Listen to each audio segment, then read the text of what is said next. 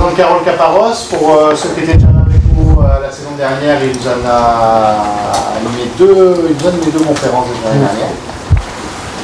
Il revient pour notre plus grand plaisir et pour le vôtre aussi du coup. Carole est tout frais au RCT en plus, il y a eu la promotion de 15 ans. C'est ça, c'est ça. Bon, ben, bonjour à tous. Bonjour à tous, merci d'être venus malgré le froid, effectivement, cette semaine c'est un peu plus compliqué. Donc on m'a demandé de vous parler des tendinites. Alors j'ai marqué tendinopathie, on va voir pourquoi.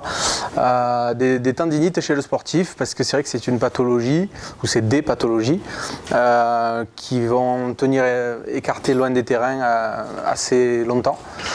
Les sportifs, dans un premier temps, parce que parfois ça peut être grave et long à cicatriser, et la plupart du temps parce que c'est aussi mal diagnostiqué au début et que les traitements ne sont pas adaptés. Donc ben voilà, dès le début, je vais mettre les choses au point. Je n'utiliserai pas le terme de tendinite ce soir, tout simplement parce que tendinite, étymologiquement parlant, ben c'est l'inflammation, puisque le suffixe "ite" parle d'inflammation du tendon. L'inflammation du tendon, c'est ce que l'on ressent quand on a mal quelque part sur son tendon, mais c'est pas qu'une inflammation. Il y a aussi des dégradations et on va voir ce qu'il en est après. Donc je vais utiliser le terme de tendinopathie, ça veut dire pathologie du tendon. Donc qu'est-ce qu'une tendinopathie? Étymologiquement parlant, c'est la pathologie du tendon. On va voir ce soir, avant de prendre un cas comme la pubalgie, donc on va parler ce soir des tendinopathies qui handicapent le sportif. J'ai fait le parti pris de parler de la pubalgie parce que c'est vrai que c'est la plus connue dans les sports comme le foot, comme le rugby, comme l'athlé, qui est la plus handicapante. Mais après, ce que j'aimerais aussi, c'est vous faire participer à ça et que vous me posiez des questions sur les autres tendinopathies qui peuvent être handicapantes, comme le tennis elbow, comme les tendinopathies d'Achille, et qu'on essaye en fait au sein de ces pathologies-là que vous vous mettiez dans la place d'un kiné. J'ai essayé de vulgariser un petit peu notre métier pour que vous puissiez vous mettre à notre place et que vous compreniez le cheminement par lequel on passe pour trouver la cause de vos pathologies. C'est ça le plus important dans les tendinopathies, c'est d'arriver à trouver la cause pour pouvoir la soigner. Uniquement les symptômes, ça suffit rarement. Donc, la tendinite, ça ne veut rien dire, on parle de tendinopathie, il y a plusieurs tendinopathies. Parce qu'en fait, dans ces pathologies-là, il va y avoir des symptômes différents. Et comme il y a des symptômes différents, on va voir que ça s'attache à des structures différentes. Alors qu'est-ce qu'un tendon? Un tendon, si on essaie de vulgariser ça, c'est une structure qui va s'interposer entre le muscle et l'os, pour pouvoir attacher le muscle sur l'os et transmettre les forces de traction qui lui sont soumises lorsque le muscle se contracte et qu'on essaye de mouvoir cet os-là. Le tendon est une structure qui a des propriétés viscoélastiques qui sont vraiment spécifiques à ces forces-là et dont il a besoin aussi pour être en bonne santé. Donc de quoi se compose-t-il? En grande majorité, c'est de l'eau, 70% comme notre corps. Et à l'intérieur de ce tendon, il y a des tissus, il y a des cellules dont 85% sont des fibres de collagène. Donc c'est une structure qui est très très rigide par rapport au muscle qui est beaucoup plus élastique, mais qui est quand même beaucoup moins rigide que l'os. Donc c'est une structure qui est vraiment intermédiaire entre le muscle et entre l'os. Donc il a aussi tout un tas de capteurs sensoriels qui vont donner des informations à la fois sensitives sur l'état d'allongement du muscle, sur l'état de douleur du tendon, sur tout ça. Donc il est aussi vascularisé par des vaisseaux qui vont lui amener une perfusion sanguine pour le nourrir. Et on va de suite parler de cette structure-là, l'anthèse, qui est en fait l'accroche terminale du tendon sur l'os. Et ça, c'est une structure qui est vraiment à part, parce que cette structure-là, elle est quasiment avasculaire, c'est-à-dire qu'elle n'est pas du tout vascularisée. Elle ne comprend pas de vaisseau, et le peu de vascularisation qu'elle a, elle lui provient du périoste. Le périoste, c'est la membrane qui recouvre l'os, qui elle est vascularisée, qui comporte des vaisseaux, et le sang va diffuser du périoste vers cette structure ici. Donc, si on le résume, le tendon, hop, on va le distinguer en 3 parties pour pouvoir après parler de ces pathologies-là. La première partie qu'on va utiliser, c'est les anthésopathies. les enthésopathies, ça va être donc les pathologies de l'enthèse, de l'accroche terminale. C'est le cas dans la pubalgie, comme dans un syndrome rotulien, là c'est un genou, comme dans une pathologie de tendon d'Achille, enfin voilà, ça peut être dans toutes les articulations. Il va y avoir une deuxième structure, une deuxième pathologie qui est la tendinose. La tendinose, donc là, c'est l'atteinte de la structure interne du tendon. Donc toutes ces fibres de collagène, je reviens en arrière, toutes ces fibres de collagène qu'on a ici, celles-là, elles peuvent être atteintes, mais ce n'est pas une pathologie inflammatoire. Donc là, on part sur un deuxième type de pathologie qui, elle, n'est pas inflammatoire. Et c'est pour ça que je n'ai pas voulu parler de tendinite, parce que ça, ce n'est pas une tendinite, c'est une tendinose. C'est la structure interne du tendon qui est vraiment altérée. Et les dernières, ce sont les paraténonites. Donc les paraténonites, le paraténon, en fait, c'est l'enveloppe, la gaine qu'il y a autour du tendon qui va les maintenir tout ensemble. Donc le tendon, si on le résume, en fait, c'est des fibres de collagène qui sont entourées d'une membrane, séparées par des cloisons et entourées par une gaine. Et en fait, c'est cette gaine qui va les protéger des frottements, parce que dans notre corps, il arrive bien souvent que les tendons soient soumis à des frottements d'un muscle, d'un os, parce qu'il y a des poulies de réflexion comme dans l'épaule, et cette gaine, elle est là pour encaisser ces contraintes-là. Mais elle est aussi soumise à des contraintes qui peuvent être parfois trop importantes, et c'est là qu'il va y avoir des pathologies qu'on appellera les paraténonites. Donc ce sera les seules qui seront réellement inflammatoires. Hop. Alors, hop, là on va voir un petit exemple. Alors on voit pas très bien, mais c'est pas très grave. Là on a un tendon d'Achille qui est sain. Donc on le voit, qui est bien dessiné, qui est assez beau, assez propre. Et là, ici, on a une tendinite d'Achille. J'ai laissé tendinite parce qu'on voit que c'est épaissi. Alors on peut avoir d'autres symptômes, d'autres caractéristiques que sont la chaleur, la rougeur, l'épaississement. Donc là, on voit que c'est pas tellement rouge, mais par contre, c'est épaissi. Donc ça, c'est un tendon qui est inflammatoire. Hop. Alors comment on se fait une tendinopathie ? Les mécanismes lésionnels des tendinopathies, on va voir ça. Les facteurs favorisants par contre des tendinopathies, ils sont vraiment nombreux pour qu'on les évoque tous en détail. On dira simplement qu'une tendinopathie, elle peut avoir une origine mécanique, c'est ce qu'on va voir ce soir, mais aussi on peut avoir une tendinopathie à cause d'un syndrome inflammatoire, à cause d'une pathologie infectieuse, une pathologie métabolique, une pathologie microcristalline, une pathologie tumorale. Tout ce secteur-là, je ne le maîtrise pas vraiment, ce n'est pas de mon domaine de compétence, donc je vais le laisser aux médecins. Mais par contre, je vais vous parler du mécanique. Donc la première façon de se faire une tendinopathie, c'est une tendinopathie par surcharge. Donc qu'est-ce qu'on appelle dans surcharge? Bon, on voit, voilà, c'est assez parlant. On voit qu'il y a eu un mouvement qui était très important et qui a créé la lésion.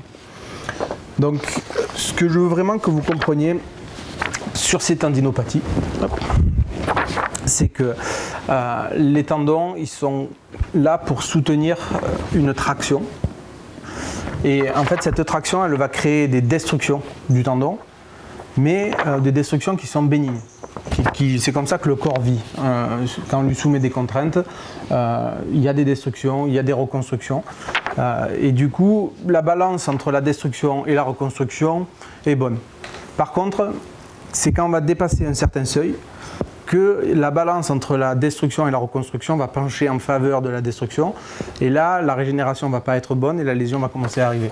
Donc la première façon de dépasser ce seuil, franchir cette barre, ça va être un mouvement qui est très très important.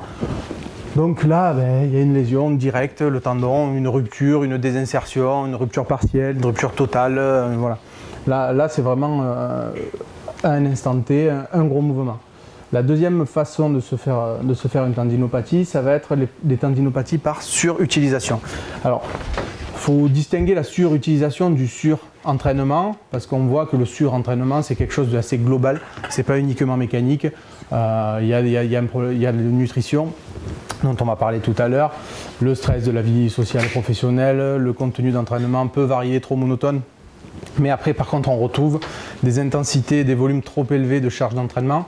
L'accumulation d'autres stress dans la vie courante, la nature des durées de récupération. Ça, c'est hyper important parce que dans la balance entre la destruction et la restructuration, souvent, l'erreur, c'est, dans le surentraînement, c'est d'enchaîner tous les jours des contraintes et de ne pas laisser les 48 heures entre chaque séance pour pouvoir se régénérer. Donc, la surutilisation, ça ressemble un peu au surentraînement. Qu'est-ce qui se passe? Ça va être des micro-traumatismes répétés, et là, c'est pas forcément que dans le sport. On se fait des tendinites, mais pas que dans le sport. Quand ce soit dans le boulot, sur des mouvements qui sont très répétés, à force, tous les jours, de faire le même mouvement, on va créer des micro-traumatismes. Ça va altérer l'état du tendon, ça va créer des petites inflammations, et en fait, au fur et à mesure, le tendon va réagir et va venir se léser. On va franchir le seuil en dessous duquel on n'arrive plus à se restructurer, et hop, la blessure arrive. Hop. Le troisième type de pathologie, c'est les tendinopathies par frottement. Donc ça, on l'a vu tout à l'heure, ça concerne les paraténonites. À certains endroits de notre corps, il y a ces frottements qui sont parfois très importants, que ça soit physiologique, soit normal, mais aussi pathologique, quand il y a des calcifications, quand il y a des instabilités d'épaule par exemple, les tendons vont venir un petit peu riper. C'est le cas ici. Donc là, on est au niveau de l'épaule, on a la clavicule, on a qui arrive ici, on a la voûte de l'omoplate, la voûte acromiale, et là on a l'humérus. Et toute la coiffe des rotateurs est comprise entre l'humérus et la voûte acromiale. Et en fait, quand la coiffe des rotateurs n'arrive plus à faire un recentrage actif correct, on va avoir un écrasement des tendons ici, notamment souvent le sus-épineux, c'est le premier qui est touché. Un écrasement de la bourse sous-acromiodeltoïdienne. Donc toutes ces structures-là, ça crée des bursites, donc inflammation de la bourse. Et après souvent, il y a quand même des ostéophytes, des calcifications qui se foutent ici, à force d'abraser aussi l'os, et ça aggrave les problèmes. Donc tendinopathie par frottement, conflit entre le tendon et l'os, ça crée la tendinopathie, il y a une irritation de cette gaine et de cette bourse, ça crée de l'inflammation et ça donne des ténosynovites et des bursites. La dernière, c'est les tendinopathies par choc direct. Donc là, Charlie, tu dois peut-être le reconnaître.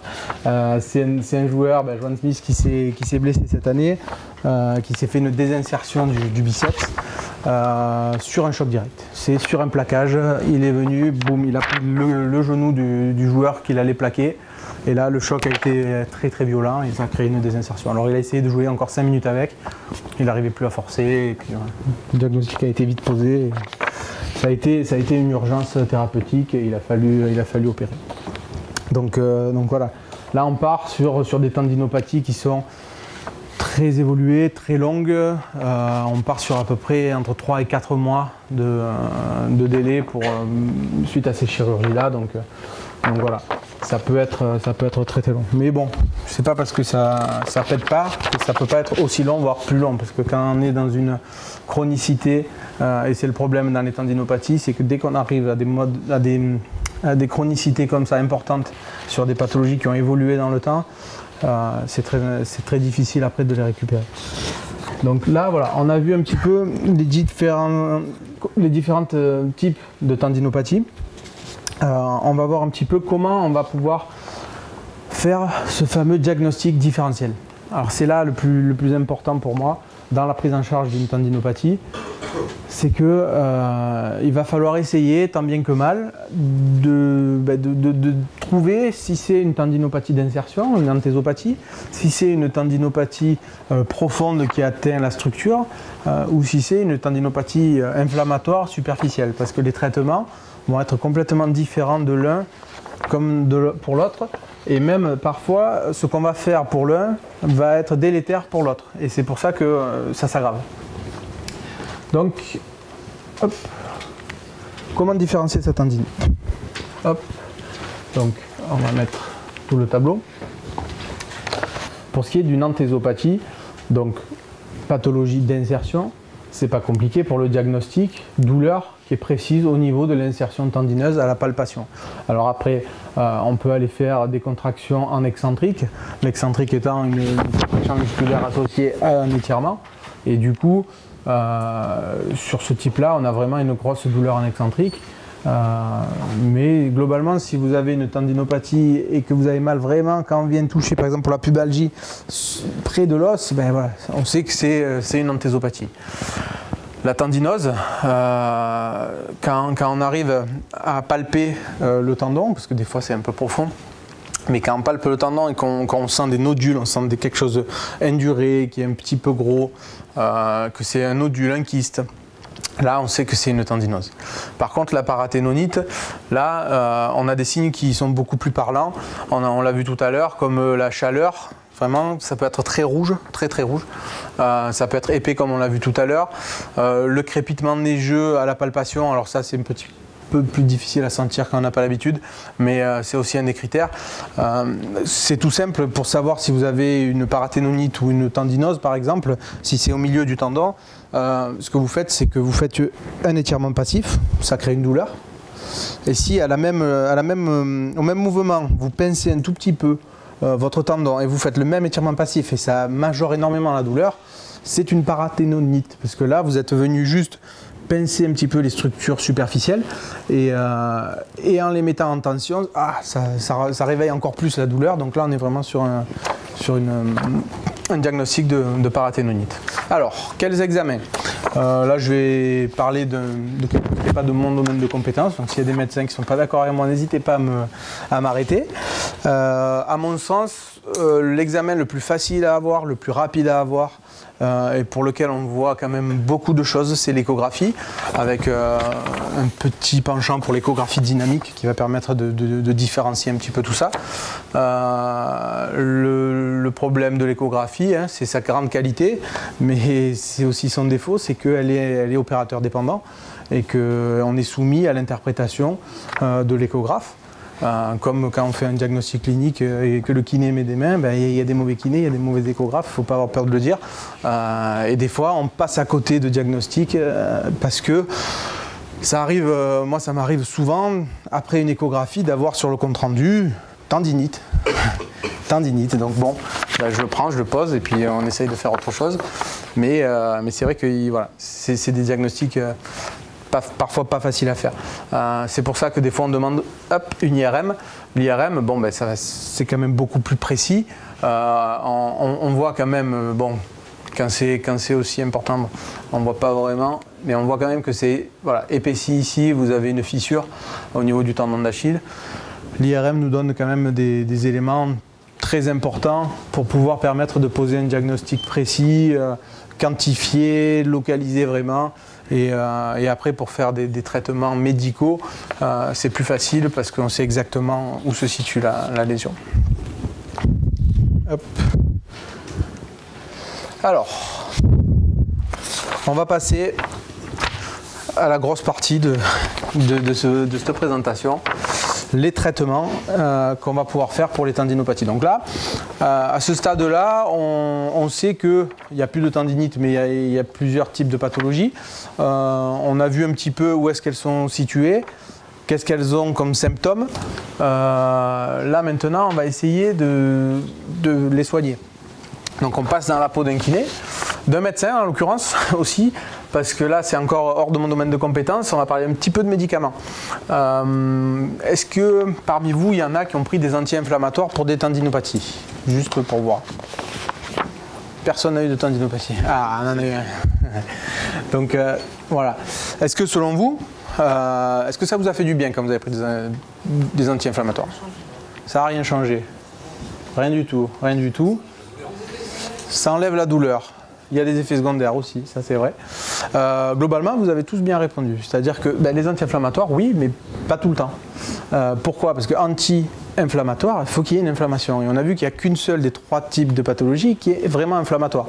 Donc dans ce cadre-là, pour les paraténonites, on va pouvoir potentiellement prendre des anti-inflammatoires. Et encore que, ça ne va pas forcément être systématique.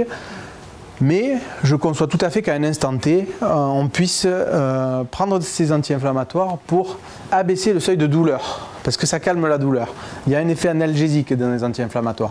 Qu'est-ce qui se passe quand on prend des anti-inflammatoires? Cette bursite, cette ténosynovite, peu importe ce qu'elle est, quand il y a inflammation, on a vu grosseur, rougeur, épaississement. Du coup, elle est gonflée.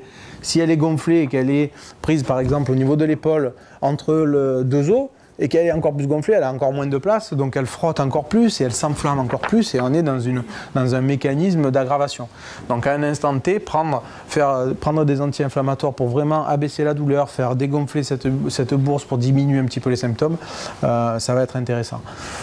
Mais ce que j'aime pas dans ces anti-inflammatoires-là, et qui du coup ne doivent pas être pris pour la tendinose et l'anthésopathie, c'est qu'ils vont enlever l'inflammation. Or, l'inflammation, c'est un phénomène qui est naturel dans notre corps et qui est très important parce qu'il va amener de la vascularisation et donc tous les agents pour la cicatrisation des tendons. Donc, sur une tendinose, la tendinose, on a vu déstructuration du collagène à l'intérieur du tendon, pas d'inflammation, pas besoin d'anti-inflammatoire, mais si on en prend, on va diminuer l'inflammation, on va diminuer la perfusion, on va diminuer la cicatrisation et donc ça va s'aggraver. Donc au contraire, dans les cas de tendinose, nous, kinés, ce qu'on essaye de faire, c'est de faire enflammer le tendon. Et on va voir après toutes les techniques qu'on a pour faire mal aux gens. Parce que ça, c'est quand même notre plaisir, de faire un peu mal à nos patients. Donc voilà. Après, l'anthésopathie. L'anthésopathie, on peut se dire, ouais, mais souvent, c'est quand même inflammatoire. C'est quand même douloureux ici et là. C'est douloureux, certes, mais pas forcément très inflammatoire. Et quoi qu'il en soit, on a dit que c'était une zone qui n'était pas du tout vascularisée, hormis par diffusion du périosthe. Donc si on prend des anti-inflammatoires, on va encore moins vasculariser, alors qu'au contraire, il faudrait amener du sang. Donc on va aggraver le problème de cette anthésopathie. Et si l'anthésopathie est encore moins vascularisée qu'au naturel, elle va vieillir prématurément, il va y avoir une ossification secondaire. En fait, c'est vraiment une zone qui est particulière, qui est mi-os, mi-tendon. Donc, c'est des propriétés particulières. Et si elle s'assèche et qu'elle se durcit, il y a une ossification secondaire qui amène la chronicité. Elle va plus être efficace et elle va être beaucoup plus sensible. Et il y a des risques de rupture à cause de ça. J'ai un joueur l'année dernière en fédéral qui avait été soigné avec des infiltrations, on va en parler juste après, des anti-inflammatoires pendant plus de 6 mois parce qu'il avait des anthésopathies. On a essayé de faire un gros travail de mobilité, enfin, on parlera de la pubalgie tout à l'heure, et malgré le fait que ça aille mieux, qu'il n'avait plus aucun symptôme, un jour sur un mouvement un peu important, paf, ça a lâché complètement, j'ai désinséré un des adducteurs et on a recommencé à zéro. Alors peut-être que j'ai mal fait mon travail. C'est possible. Peut-être que ça avait fragilisé ses tendons, le fait de prendre tous ces anti-inflammatoires. On ne le saura pas.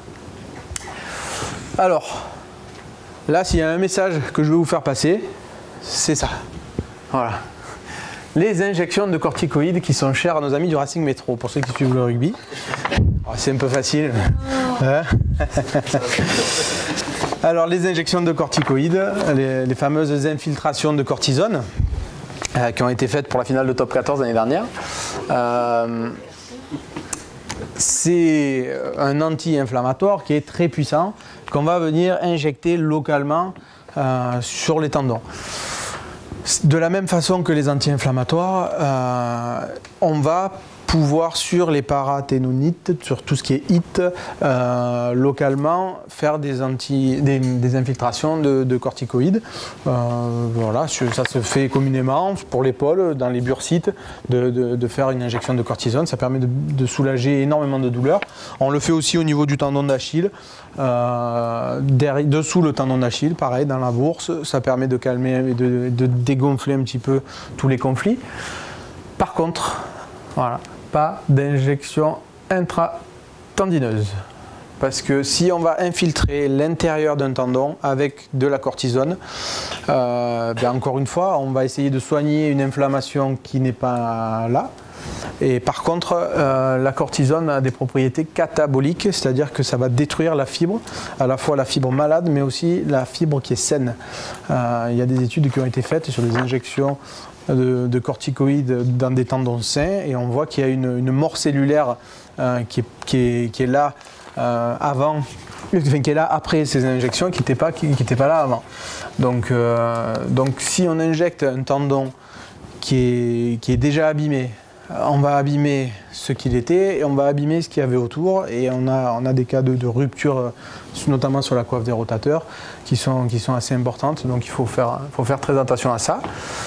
Pour les anthésopathies, de la même façon, il n'y a pas de grosse... Il n'y a pas de grand intérêt à faire des injections de corticoïdes sur une anthèse qui n'est pas vascularisée. On va aggraver le problème de vascularisation. Donc il ne faut pas en faire non plus. Hop. Tac. Alors, le repos. Le repos. Enfin, un traitement qui va pouvoir aller pour les 3 types de tendinopathie. Eh bien non, même pas. On va encore une fois, le repos, ça va pas faire plaisir à tout le monde. Le repos, c'est très bien quand on a une tendinopathie, comme on l'a vu tout à l'heure, par surcharge. Si ça a pété d'un coup, bien sûr, on ne va pas continuer d'aller pousser la fonte si ça a pété. Mais pour tous ces micro-traumatismes aussi, il va falloir, à un moment donné, mettre au repos pour diminuer les contraintes et laisser la reconstruction se faire. Ça, c'est bien. Le problème, c'est que, je vous l'ai dit tout à l'heure, les tendons, ils ont des propriétés viscoélastiques qui font que, si on ne les sollicite pas, ils s'atrophient. Donc, si on se repose pour calmer une inflammation, calmer une douleur, mais que le tendon s'atrophie en même temps, eh bien on aggrave le problème. Donc c'est là la difficulté, et c'est pour ça qu'il faut aller voir aussi des professionnels pour pouvoir gérer ça. Il va falloir calmer les contraintes, mais il va falloir les reprendre quand même assez précocement et d'une certaine manière en tout cas, pour continuer à solliciter nos tendons et à faire en sorte qu'ils vivent bien, qu'ils gardent des contraintes tout en cicatrisant. Donc il y a des protocoles précis qu'on verra juste après. Donc le repos, oui, c'est important, mais il va falloir y aller mollo avec le repos aussi. Il ne faut pas trop se reposer sur ses lauriers, les prépas en sont convaincus. Donc justement, si on ne se repose pas, on travaille. Donc qu'est-ce qu'on va faire? On va faire quelque chose de choix, le travail excentrique. Alors j'en avais déjà parlé pour ce qui était lésions musculaires, pour ceux qui étaient déjà là. Qu'est-ce que c'est que le travail excentrique? Je l'ai dit tout à l'heure, c'est un mouvement qui va associer une contraction musculaire à un étirement. Donc le muscle va se contracter, mais il va se laisser étirer, il va freiner le mouvement. Donc c'est un mouvement freinateur. Donc au niveau du tendon, qu'est-ce qui se passe? On a une traction au niveau musculaire, plus un étirement, donc on a vraiment une force de traction importante sur le tendon.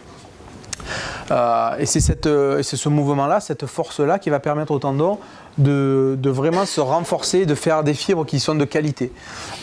Donc y compris sur des lésions, par exemple une fissure d'un tendon, on peut tout à fait, et il faut, sur des tendinoses, faire de l'excentrique parce que ça va stimuler la fabrication de collagène pour renforcer le tendon, pour faire cicatriser ces fibres qui sont abîmées. Donc c'est vraiment capital. Donc il va falloir faire du travail excentrique. Les buts du travail excentrique, on vient de le dire, stimuler la production de collagène pour réparer le tendon. Donc c'est vraiment en cas de tendinose qu'il faut le faire absolument. Ça va augmenter la force musculaire, ça va augmenter la résistance du tendon. Donc c'est vraiment important. Ce monsieur-là s'appelle monsieur Stanish. Donc c'est lui qui a vraiment décrit les bienfaits de toutes ces contractions excentriques. Il a mis en place des protocoles précis qui sont très compliqués, donc je ne vous les expliquerai pas ce soir, je laisserai à vos kinés ce plaisir. Voilà, sachez qu'il y a des protocoles précis, il ne faut pas faire n'importe quoi non plus. C'est quelque chose qui est quantifié, codifié, planifié, donc il faut pas se dire bon, le kiné a dit que je faisais l'excentrique, allez on prend et on y va, bam, parce que sinon on peut être dans la surcharge et ça peut péter. Donc il faut le faire, mais avec parcimonie et en respectant tout un protocole. Alors, autre technique du kiné. Donc ça, c'est un nouveau truc qui est sympa pour faire mal aux patients. On se régale, en plus on ne force pas trop. Il souffre, il pleure, hein. Des fois il pleure, c'est pas mal. Ce sont les ondes de choc. Les ondes de choc, vous avez peut-être connu. Ceux qui ont connu, ils sourient. Parce qu'ils se rappellent qu'ils ont peut-être pleuré. C'est très douloureux. Et est-ce que ça a tout le temps marché? Est-ce que ça vous a vraiment réglé les problèmes, pour ceux qui ont essayé? Non. Ça a augmenté les douleurs? Non, ça n'a pas augmenté les douleurs, mais pour moi ça a atténué, mais c'est toujours là. D'accord. À un moment donné, c'est toujours mal. Ok. Chez personne, ça a augmenté les douleurs? Ben, c'est une bonne chance, c'est une bonne chose. Ça peut augmenter les douleurs. Dans quel cas d'après vous? Dans quel cas il ne faut pas le faire, c'est... D'après vous? C'est marqué, hein. Hein, soyez malin, c'est écrit tout en bas. Dans tout ce qui est paraténonite, tout ce qui est HIT, si on va frapper dessus, c'est que soit on ne vous aime pas, soit on ne sait pas que le diagnostic n'a pas été bien posé. Mais si on va frapper sur une bursite ou sur une ténosynovite, eh bien on va mettre de l'huile sur le feu et ça va flamber. Donc c'est pour ça que ça a ses limites aussi. Il faut faire un petit peu attention à ça. D'où l'intérêt d'avoir un bon diagnostic dès le début pour ne pas faire n'importe quoi, parce que sinon on peut aggraver les choses.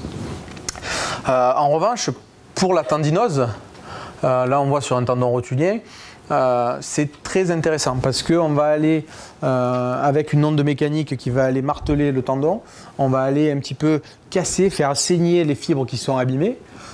Donc si on les fait saigner, ben, qu'est-ce qu'on fait? On va amener de la cicatrisation, on va ramener de l'inflammation et on va ramener du sang avec tous les agents cicatrisants, les plaquettes ici et là, pour pouvoir refaire du tendon sain. Et après derrière, boum, on fait un petit peu d'excentrique pour remettre en tension et hop, on stimule la production de collagène. Donc on a cassé, on a amené de quoi cicatriser et une fois qu'on a amené tout ce qu'il faut, allez, boum, on stimule et on refait du tendon. Donc c'est hyper intéressant d'utiliser ces ondes de choc. Par contre, juste pour votre gouverne, ça ne sert à rien de partir faire 30 séances d'ondes de choc. Ça ne sert à rien. C'est des protocoles de, allez, on va dire 6-7 séances, 2 par semaine, allez, en moyenne, 2 par semaine. Je parle pour le commun des mortels, dans le haut niveau, c'est des problématiques différentes, parce qu'on a souvent beaucoup moins de temps. Mais on va dire que voilà. Si en 6-7 séances, donc en 2-3 semaines, 1 mois grand max, ça ne va pas porter ses preuves, c'est qu'il y a autre chose à faire.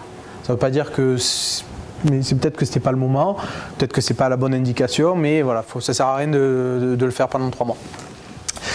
Donc ça amène une hyperémie du sang, ça crée des micro-lésions qui vont cicatriser, donc c'est ça, hein, le catabolisme, on casse pour reconstruire plus fort, c'est les principes de la musculation.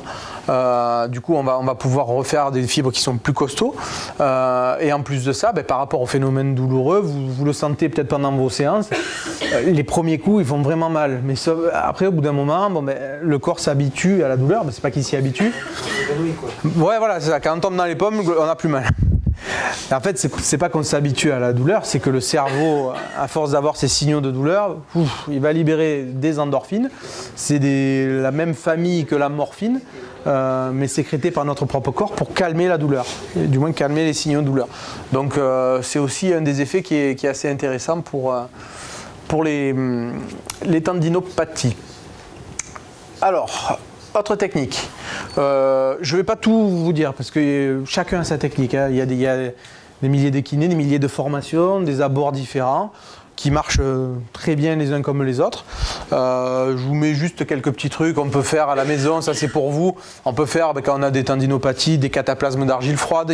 Il se vend dans le commerce des argiles avec de l'arnica, avec du camphre, de l'eucalyptus qui sont assez fraîches. C'est vrai qu'il y a des produits qui sont assez intéressants et qu'on utilise nous aussi. Le K-taping, ça normalement c'est pour les kinés, mais ça ne fait pas partie de notre domaine précis de compétences, mais les kinés, des ostéos, certains préparent le fond. On peut l'utiliser sur un muscle qui est très tendu pour le relâcher, on peut l'utiliser pour faciliter un muscle à l'effort, on peut l'utiliser avec des montages drainants pour drainer un œdème, parce que qui dit inflammation, dans les cas des paraténonites, dit grosseur, rougeur, inflammation, chaleur, et donc gonflement, épaississement et œdème. Donc on peut aussi faire des montages en K-taping pour drainer les œdèmes. Ça diminue la pression qu'il y a sur les tendons, parce que des fois on se crée des tendinopathies à cause de ça. C'est déjà arrivé, je pense, à certains d'entre vous, de se faire une entorse de la cheville gonfle, et après, quelques jours après, on commence à avoir des tendinopathies, le tendon d'Achille qui commence un peu à siffler, tout simplement, parce que si la cheville a gonflé et que l'œdème n'a pas été comprimé, le fait de marcher avec de l'œdème, ça crée de la pression sur le tendon, et ça crée donc un frottement sur sa gaine et une inflammation de la gaine, donc une ténosynovite ou quelque chose comme ça. Donc là, j'ai bien fait de le mettre. La cryothérapie, donc sous toutes ses formes, que ce soit la cryothérapie corps entier, que ce soit la cryothérapie locale, c'est de la même façon que les anti-inflammatoires, il faut faire attention à quand est-ce qu'on va le faire, parce qu'il y a des moments où on ne voudra pas créer d'anti-inflammatoires. Donc il faudra le faire avec parcimonie, mais dès lors qu'il y a de l'œdème, dès lors qu'il y a des inflammations, c'est quelque chose qui a fait ses preuves, donc il ne faut pas se gêner de l'utiliser. Passer des cartes. Quoi d'autre? Donc là après il y a d'autres techniques qui ne nous concernent pas nous kinés, qui concernent les médecins et les chirurgiens. Il y en a une que j'ai pas mise, c'est la mésothérapie. La mésothérapie, ben, ça va être des petites infiltrations locales, sous-cutanées ou intramusculaires d'anti-inflammatoires. Donc là c'est du Voltaren, des trucs comme ça. C'est des anti-inflammatoires non stéroïdiens. Ce que je vous ai parlé tout à l'heure, les fameux PRP. En anglais, c'est en anglais. Du coup, je crois que c'est Platelet Rich Plasma. On va prélever du sang chez le sportif. Ce que je vous dis là, mettez quand même juste un peu de retenue dans mes propos parce c'est une technique qui est assez récente et on n'a aucune projection sur le long terme. Donc voilà, je ne peux pas vous dire si sur le long terme ça a son intérêt, mais ça paraît logique que d'aller créer de l'inflammation pour faire cicatriser, ça marche. Donc on envoie le sportif, il va se faire, et hop, il prélève du sang. Ils prennent le sang, ils le passent à la centrifugeuse. Donc à la centrifugeuse, qu'est-ce qu'il en ressort? Un truc comme ça, où il y a du plasma en haut, et après des globules, tout ça en bas. Ils vont récupérer le plasma avec les plaquettes, avec tous les agents cicatrisants, hop, ils la mettent dans une seringue et ils vont aller généralement sous écho injecter ce concentré, ce nectar d'agents cicatrisants là où il y a besoin pour vraiment faire cicatriser cette lésion. Qui dit cicatrisation dit respect des protocoles et c'est là souvent que c'est pas respecté. Les protocoles de reprise, ça peut aller, j'ai tout vu, de 6 semaines à 1 jour après les PRP. Je suis plus adepte des 6 semaines que des 1 jour, parce que pour moi ça peut ne pas être très efficace. En gros, ben, voilà, si on a une lésion, si on a une fissure, si on a une quelconque pathologie interne et qu'on met des PRP dedans pour faire cicatriser, il faut respecter la cicatrisation de ces tissus-là. Alors on sait que la peau c'est à peu près 3 semaines, on sait que tout ce qui est tendino-musculaire c'est à peu près 6 semaines, que l'os c'est 3 mois, globalement. Je partirai sur des protocoles de 6 semaines. Alors on a vu tout à l'heure que le repos pendant 6 semaines c'était pas bon, donc c'est des protocoles qui sont bien précis, mais qu'il faut respecter. Et si on met en contrainte trop rapidement, eh ben, la structure elle n'aura pas assez cicatrisé pour pouvoir encaisser les contraintes. Hop, on fait pencher la balance en faveur de la destruction et en fait on l'a fait pour rien. Ça coûte 100 €, quelque chose comme ça, 150, voilà, entre 100 et 150 s'il y a des escrocs. Et je rigole. Non, à peu près, je crois que c'est ça, 110, 120, 150 selon où c'est fait, ou s'il y a des très bons, c'est ça qu'il faut dire. Et du coup voilà, on arrive quand même à de bons résultats. Dans la plupart des cas, on a des bons résultats, et dans certains cas, malgré le fait qu'on refasse un deuxième cycle de PRP avec un protocole particulier, on se plante le nez dedans et puis on envoie chez le chirurgien. Et le chirurgien, qu'est-ce qu'il va faire? Il va regarder un peu l'état du tendon et il va poser, en fonction du diagnostic, il va pouvoir déterminer si c'est une fissure qui est propre, voilà, une petite fissure dans le tendon, allez, pam, il va la suturer, on fout au repos, on décharge, on remet en contrainte progressivement, et ici et là, et on voit. Généralement ça marche. Si la fissure ou le kyste est vraiment trop importante, la suture ne tiendra pas parce que entre les deux parties du tendon, c'est trop abîmé. Là, ils vont faire un peignage. Il y a peut-être d'autres techniques, je ne les connais pas toutes, mais le peignage, qu'est-ce qu'ils font? En fait, ils viennent couper un peu le tendon longitudinalement. Ils créent des bandelettes pour faire saigner le tendon, et en fait, voilà, on fait saigner, allez, on amène des agents cicatrisants et on refait du tendon. Et c'est pareil, après le peignage, précocement, on va reprendre la mobilisation, on va reprendre le travail excentrique à minima au début, puis on va essayer de refaire, allez, on stimule, on fait du tendon. Donc c'est comme ça que ça se passe. C'est des opérations qui prennent quand même entre 3 et 4 mois pour reprendre, donc ça, c'est des délais qui sont incompressibles. Il y a d'autres types de chirurgie que sont les ténotomies. Ça se fait beaucoup. coup, malheureusement, dans les pubalgies, parce que les pubalgies, ça traîne et à la fin, c'est trop douloureux, on s'en sort pas. Donc, qu'est-ce qu'il faut? Allez, on coupe. On coupe le tendon, et au moins, il fait plus mal. Pourquoi pas? S'il y a d'autres tendons pour faire le boulot à leur place. Mais voilà, après, moi, je suis pas tellement adepte de couper, donc bon, parfois c'est obligatoire, hein, sinon les douleurs passent pas, et dans le cadre d'un sportif, à un moment donné, surtout dans le sport de haut niveau, il faut qu'il joue, hein. Donc les problématiques sont de ne plus avoir mal pour pouvoir être performant. Donc par exemple, voilà, pour le cas de la pubalgie, les ténotomies des adducteurs par exemple, qu'est-ce qu'ils font? L'adducteur qui est le plus abîmé, on va voir tout à l'heure lequel, il le coupe, hop, et de par sa contraction, hop, il va se retirer un petit peu de la zone qui est douloureuse et il va cicatriser en nourrice sur les tendons qui est à côté. Il va quand même garder une relative efficacité, mais quoi qu'il en soit, vu que c'est un groupe musculaire, les adducteurs, ils vont fonctionner tous ensemble et ça se passe quand même très bien. Si on fait un gros renforcement derrière, il y a quand même des adducteurs qui sont très fonctionnels, donc voilà, je dis que j'aime pas, mais ça donne de bons résultats. Alors, on va parler de la nutrition. Donc là, on va sortir un petit peu du côté médical. C'est important que vous compreniez que quand une voiture, on veut qu'elle avance, on met de l'essence dedans. Donc, il faut de la bonne essence. Si à un moment donné, il n'y a plus d'essence, donc des carences, elle n'avance plus. Et si, pour essayer d'avancer, on met du gasoil, là, on aggrave les problèmes. Donc il faut faire très attention à la nutrition, c'est capital. Il va falloir faire attention aux complémentations. Chez le sportif, il y en a beaucoup qui prennent des complémentations. Et il y en a beaucoup qui prennent n'importe quoi comme complémentation, avec des dosages qui ne sont pas du tout respectés, avec des produits qui n'ont pas des normes, qui n'ont pas les bonnes normes et qui peuvent contenir des stéroïdes, même si c'est pas marqué sur la boîte, pour que leurs produits marchent, ils mettent tout et n'importe quoi dans des pays de l'Est et on croit qu'on prend de la prot et puis il y a des stéroïdes et puis un peu tout et n'importe quoi. Donc il faut faire vraiment attention à ce qu'on prend. Donc un sportif, quand il est blessé, encore plus qu'en préventif, il va falloir faire attention à son alimentation pour qu'il ait tout ce qu'il faut pour cicatriser. Donc dans la nutrition, il va falloir s'intéresser à plusieurs produits.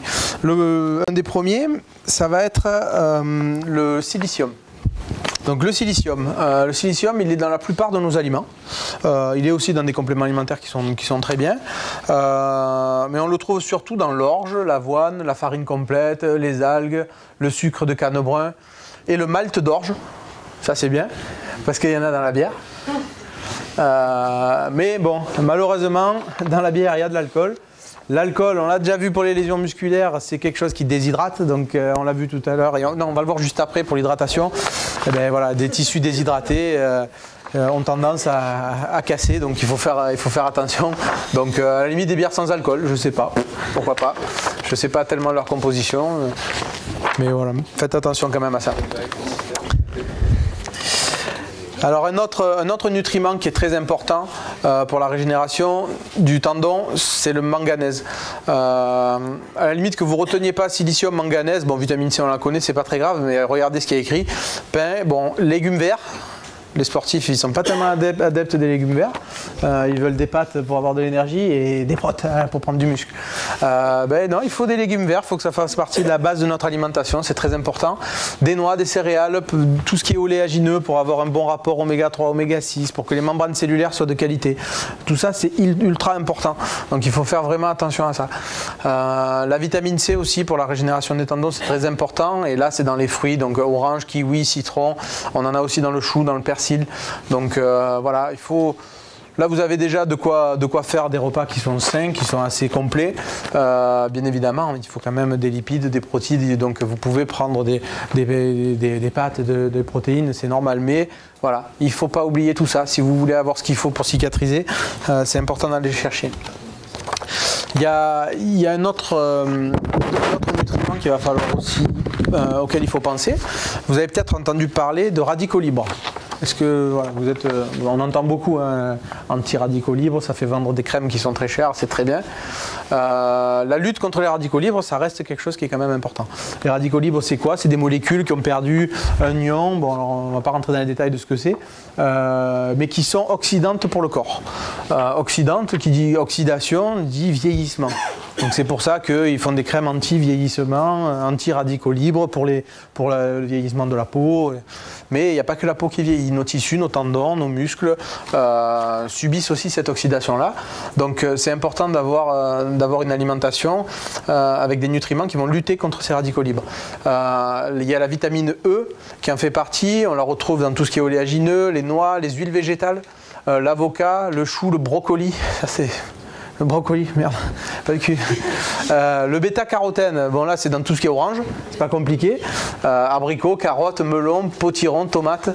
Donc voilà, il y a quand même de quoi faire aussi, hein, des bonnes soupes.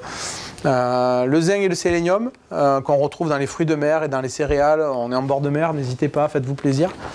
Et il y a aussi un truc, c'est la diminution des aliments à index glycémique élevé. Sans parler de la perte de poids, hein, ça y contribue aussi.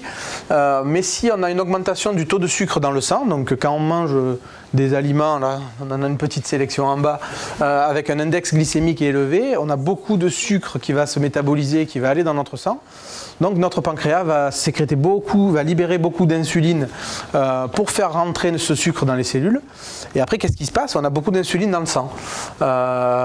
Et notre corps, ben, il n'aime pas quand il y a beaucoup de choses dans le sang. Donc il va synthétiser des protéines qui vont réintégrer l'insuline pour l'enlever. Mais sauf que ces protéines-là, elles sont pro-inflammatoires. Donc elles vont pouvoir à un moment donné créer dans les tissus, dans la circulation, de l'inflammation et donc augmenter tous les problèmes de pathologie tendineuse. Comme d'autres problèmes aussi, mais il faut en parler. Donc il faut faire attention à l'inflammation tissulaire. Donc après, bon voilà, je parle de McDo, de Mars, de KFC, de raclette. J'en ai fait une hier soir malheureusement. Je ne suis pas un très bon exemple, hein, mais voilà, faut éviter tout ça. Je ne vous ai pas fait l'affront de vous balancer la liste exhaustive de tous les aliments à index glycémique faible, parce que sinon on va devenir dépressif, mais allez sur internet, les regarder, et ça vaut toujours le coup d'aller voir ça. Faites attention un petit peu à ça. Après, l'hydratation, donc ça c'est aussi quelque chose de très important. On l'a vu au tout début de la présentation, nos tendons, il y a 70% d'eau. Donc si on n'a pas une bonne hydratation, on n'aura pas de bons tendons. Pourquoi? Quand on se déshydrate, quand on ne boit pas assez, alors ça, combien il faut boire? Ça je ne sais pas. Voilà. On dit qu'il faut 1,5 litre à 2 litres par jour. Chez le commun des mortels. Le sportif, ça peut doubler, tripler. On peut boire 6 litres, 7 litres. Ça dépend de si on transpire beaucoup, ça dépend de son métabolisme, ça dépend du type d'activité qu'on fait. Mais quoi qu'il en soit, dès que vous avez des tendinites, posez-vous la question, est-ce que je bois assez? Et il y a un indicateur qui est assez facile à trouver, c'est la couleur de l'urine. Si vous avez une urine qui sent fort et qui est colorée, c'est que vous ne buvez pas assez d'eau. Si vous avez une urine qui est claire et qui passe comme de l'eau de source, c'est que globalement ça va. Donc voilà, qu'est-ce qui se passe dans notre corps quand on a de l'eau? Quand on est en état de déshydratation et qu'on va aller hop, on boit un peu d'eau, je parle, notre corps, qu'est-ce qu'il fait? Il prend le maximum d'eau qu'il peut et il la distribue aux organes nobles, notre cerveau, les poumons, le cœur, tout ce qui fait que sans eau on ne peut pas vivre. Sauf que sans muscles et sans tendons, on peut tout à fait vivre, hein, ça il n'y a pas de problème. Donc qu'est-ce qu'il fait? Il met toute l'eau qu'il peut à ces organes-là et allez, ce qui reste, on va le filer aux tendons et aux muscles. Et comme on en a beaucoup, enfin pas moi, mais certains oui, il faut un peu de l'eau partout et c'est compliqué. C'est vraiment compliqué. Donc les tissus vont s'assécher rapidement. Dès lors qu'on est déshydraté, donc ils vont être plus soumis à la friction, au frottement, ils vont de suite beaucoup plus réagir, comme de la paille verte qui est bien souple, bien hydratée, elle ne va pas prendre feu, la paille sèche, hop, elle va, une petite étincelle, ça va prendre feu, on peut un peu le schématiser comme ça sur nos tendons, surtout pour les pathologies inflammatoires que sont les paraténonites. Donc après voilà, ça peut créer des lésions tendineuses, donc il faut vraiment faire attention à notre hydratation, notamment avant, pendant et après l'effort. Il y a des boissons qui sont prévues pour l'effort. Parce que quand on transpire, on ne perd pas que de l'eau, hein, vous le savez. Hein, on perd des sels minéraux, on perd du sodium, du potassium. Donc il y a des boissons qui sont prévues, qui sont vendues dans le commerce. Vous pouvez aussi vous fabriquer vos propres boissons isotoniques. On va dire que si vous mettez dans une bouteille d'eau, moitié de jus de pomme, un peu de sel, bon, vous avez déjà de quoi faire pour. C'est pas parfait, c'est pas ce qu'il y a de mieux, mais voilà, vous avez déjà quand même une boisson que vous pouvez boire pendant l'effort qui est tout à fait correcte. Donc voilà, faites attention à votre hydratation. Hop. Donc, on en est au plus important. On va récapituler un petit peu les tendinopathies. Premier truc, écouter son corps pour éviter le surentraînement au sport comme au travail. Donc ça, il n'y a que vous qui pouvez le faire. C'est-à-dire qu'à un moment donné, si vous avez une douleur sur un tendon, eh ben, demandez-vous pourquoi. Donc on passe par ça, la nutrition, l'hydratation, les mouvements répétés. Est-ce que j'en fais pas trop? Les sportifs à la muscu, en préparation physique, faut faire gaffe aux préparateurs physiques, il y en a, ils sont fous. Donc voilà, faites attention à ça et posez-vous les bonnes questions. Globalement, si vous enchaînez chaque jour les mêmes contraintes et les mêmes exercices, ça ne sera pas bon. Voilà, laissez 48 heures de repos entre deux séances, ça laisse autant aux muscles de se régénérer et d'encaisser la séance d'après. Donc voilà, ça c'est déjà des petits conseils. Après, on en a parlé depuis le début, l'importance capitale d'un diagnostic précis pour un traitement adapté. Vous avez bien compris que si on ne sait pas quelle tendinopathie vous avez, on ne sait pas quel traitement vous faire, on a deux chances sur trois de se tromper. Donc il faut faire vraiment attention à ça et à la limite si vous allez passer une échographie et que vous n'avez aucun de ces trois mots qu'on a vu aujourd'hui sur votre compte rendu écho, allez en repasser une chez un autre thérapeute et qui va essayer peut-être de trouver un bon diagnostic ou peut-être passer une IRM qui va permettre d'avoir un diagnostic plus précis. Là, j'aurais dû le mettre en rouge. Vous avez compris, pas d'infiltration intratendineuse de corticoïdes ou d'anti-inflammatoires non stéroïdiens s'il n'y a pas d'inflammation. Donc voilà, à part les parathénonites, on laisse tomber tout ça. Il faudra renforcer les fibres avec le travail excentrique. Alors, par exemple, sur une parathénonite, à un moment donné, on va pouvoir faire de l'excentrique, mais pas tout le temps. Sur la phase inflammatoire, on ne va pas aller rajouter des frottements sur une bourse qui est enflammée, parce que sinon on va mettre de l'huile sur le feu. Par contre, une fois qu'on a diminué l'inflammation, oui, il va falloir quand même à un moment donné renforcer le muscle. Donc ça en fait partie des protocoles de rééducation, y compris pour les parathénonites. Mais c'est à distance, ça ne fait pas partie. Et après, voilà, avoir une bonne hydratation et avoir une bonne alimentation. Donc voilà, c'est tout pour ce PowerPoint sur les tendinopathies. À partir de maintenant, ce que je veux, c'est que vous me posiez des questions sur ce que vous n'avez pas compris sur ce programme-là. Parce que ça, en fait, c'est la base de la suite de ce soir. Si vous n'avez pas compris ça, vous n'allez peut-être pas comprendre le reste. Donc, est-ce qu'il y a des questions déjà sur cette première partie? Oh, j'ai été bon alors. Ça va? Tout le monde a compris? Bon, parfait. Donc là, on va passer à la pubalgie. Donc la pubalgie, j'étais parti au début avec un PowerPoint un peu comme ça. Et puis quand je me le suis relu, je me suis auto fait chier. Donc je me suis dit, il faut faire quand même quelque chose d'un petit peu plus simple parce que des schémas d'anatomie, ça va vous gonfler. Est-ce qu'il y en a qui ont eu des pubalgies dans la salle? Oui. Ouais, il y en a quand même quelques-uns. Là, je vais vous passer une petite vidéo. C'est une présentation qu'a fait, une vidéo qu'a fait Jean-Michel Grand, qui a été un des kinés de l'équipe de France de rugby, où en fait il explique sur la vidéo, avec des schémas très simples, toute la mobilité du bassin et tous les muscles qui doivent agir sur sa stabilité. Il y a deux mots que vous devez vraiment intégrer sur la pubalgie, ça va être la mobilité et la stabilité. Pourquoi ? Parce que le pubis, c'est les branches pubiennes du bassin. Le bassin, c'est le carrefour de notre corps. C'est-à-dire qu'on passe d'un tronc qui est unique à deux jambes. Donc toutes les forces, toutes les contraintes passent par notre bassin, le sacrum, les deux hémibassins, puis les hanches, puis les deux jambes. Donc, et ça, c'est quand on est sur 2 pieds. Dès qu'on est sur un pied, eh bien, on a le bassin, il est quand même stable, et les contraintes sont complètement différentes. Donc, quand on est sur un pied et qu'on met un appui, si on n'a pas une stabilité, ça ne peut pas bien fonctionner.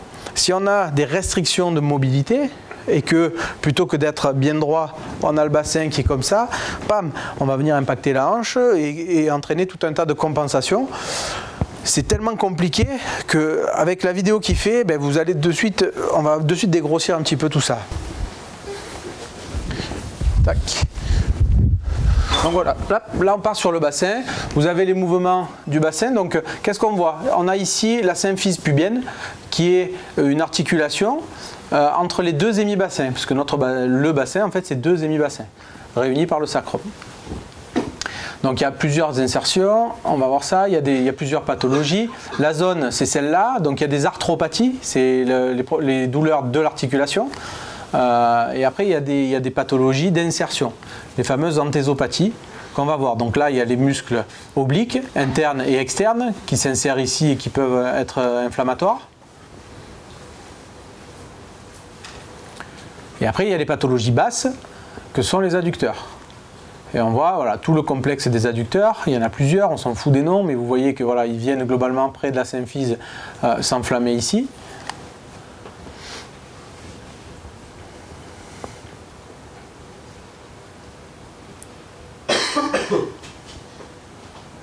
Après il y a les orifices inguinaux.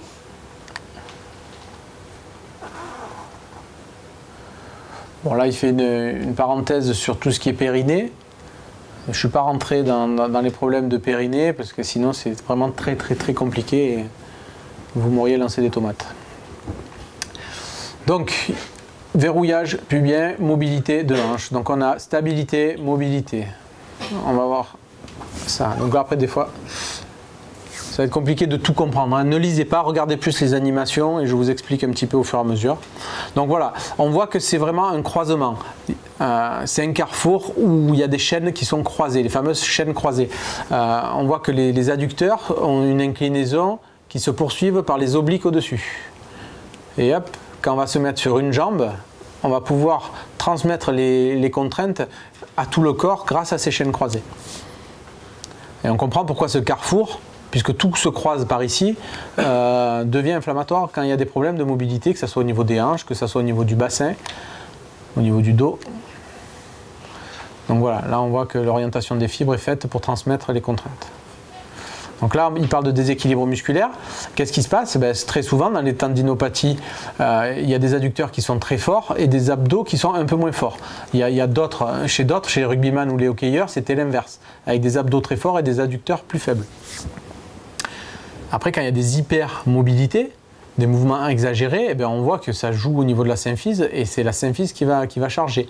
Du cisaillement, que ce soit antérieur, des bâillements, tout ça.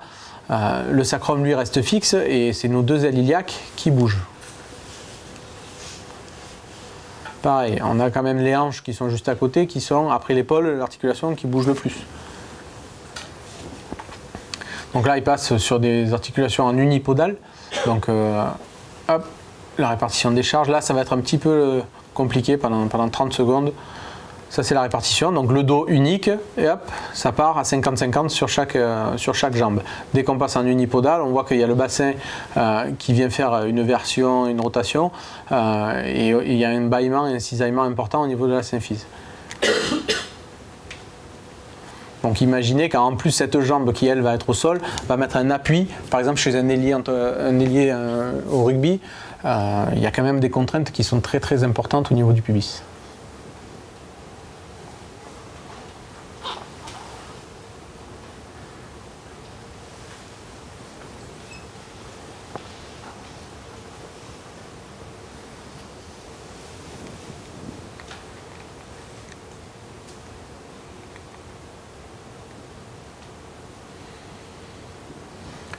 Donc là, pareil, les abdominaux, la symphyse, l'arthropathie. Donc il parle de défaillance musculaire. Donc il faut de la mobilité au niveau du rachis lombaire, au niveau du bassin, au niveau des hanches. Si on a des pertes de mobilité, il va forcément y avoir des compensations dans les autres articulations. Et on a vu que comme toutes les contraintes passent au niveau du pubis, forcément un retentissement au niveau du pubis. Donc la mobilité, c'est hyper important. Et maintenant, il va parler de stabilité juste après. Parce que si en plus il y a des déséquilibres musculaires qui majorent ces pertes de mobilité, après il n'y a plus que les mêmes parties de l'articulation qui bougent, et quand on en arrive là et qu'il n'y a plus qu'une petite partie qui bouge, elle s'abîme précocement. Et... Hop.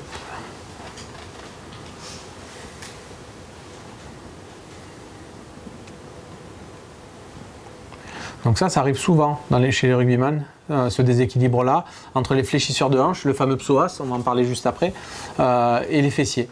Quand on a un psoas qui est très fort, les fléchisseurs de hanches, il va faire une antéversion du bassin qui n'est pas compensée par les fessiers qui, eux, font une rétroversion. Et du coup, les bassins vont s'antéverser complètement et on va voir que ça va retentir énormément au niveau des abdominaux.